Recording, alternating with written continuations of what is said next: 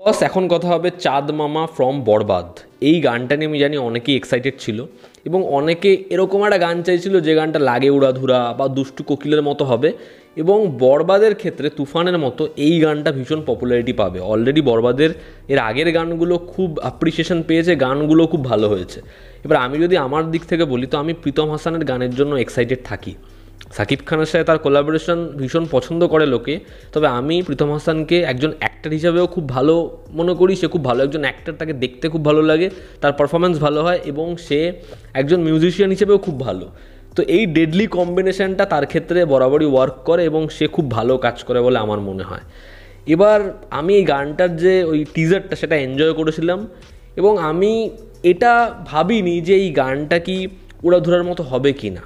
প্রীতম হাসান একটা পোস্ট করেছিল, সে লিখেছিল যে আমি জানি না যে উড়াধুরার মতো হবে বা তাকে ছাপিয়ে যাবে কি না, কিন্তু আমি আমার বেস্ট দেওয়ার চেষ্টা করেছি এবং আমার মনে হয় সেটা এই গানটা প্রমাণ করে দিয়েছে। গানের যে আরবিক পোর্শনটা সেটা কিন্তু ক্যাচি এবং সেটা শুনে মজা পাওয়া যায়। আমি জানি অনেকের এটা মনে হবে হয়তো যে এটা তো আরবিক কুত্তু বা এরকম ধরনের সাউথের গান হচ্ছে, ওখান থেকে ইন্সপিরেশন নিয়েছে। ইন্সপিরেশন নিলে ভুল কোথায়, সেটা তো হিন্দিতেও হয়েছে। আমার সমস্যা যখন কোট আন কোট টুকে দেওয়া হয়, সেটা তো এখানে হয়নি। এবং এই গানটার যে ক্যাচ লাইনটা চাঁদ মামা, ওই জায়গাটা কিন্তু মজা প্রোভাইড করতে পারে। লিরিক্স ঠিক আছে, লিরিক্স যেমনই হোক, ওই যে ক্যাচ লাইনটা সেটা কিন্তু ভীষণ ভীষণ ভালো। এবং গানটা শুনলে কিন্তু যে মজাটা আমরা লাগে উড়াধুরা বা হচ্ছে দুষ্টু কোকিল ওখানে পেয়েছিলাম, এটার মধ্যেও সেটা রয়েছে। ঠিক আছে, তো গানটা ভালো লাগছে এবং আমি জানি না কেন প্রীতম হাসানের সাথে সাকিব খানের মানে একটা টিউনিং হয়ে গেছে, খুব ভালো করে শ্যুট করে যায়। তো যেটা এখানে হয়েছে, তো গানটা প্রীতম হাসান গেয়েছে ভালো, এর মিউজিকটার মধ্যে একটা ভাইবস আছে, একটা মস্তি আছে, যেটা তোমায় শুনতে ইচ্ছা করবে, ডান্স ফ্লোরে নাচতে ইচ্ছা করবে। সেই মজাটা কিন্তু এখানে রয়েছে। তো এই গানটা বেশ বেশ ভালো গান হয়েছে, সেই ভাইবসটা আমাদের দিতে পারছে।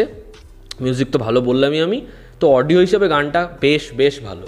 এবার যদি ভিজুয়ালসের কথা বলি তো দেখো বস, গানটায় পয়সা খরচা করেছে এবং যেরকমভাবে প্রথমে ওই মুভমেন্টের সাথে ট্র্যাক করা, ওটা আমার বেশ ভালো লেগেছে।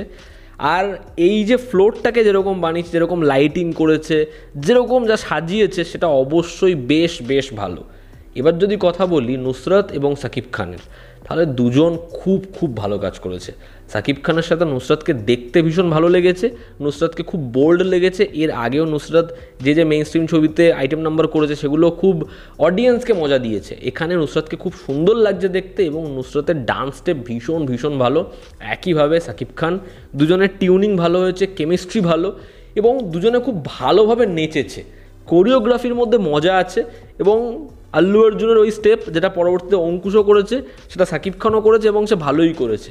এবং এখানে কিন্তু কিছু স্টেপ এমন রয়েছে যেটা যথেষ্ট জটিল, সেটা দুজনে খুব সুন্দরভাবে খুব সহজে করেছে।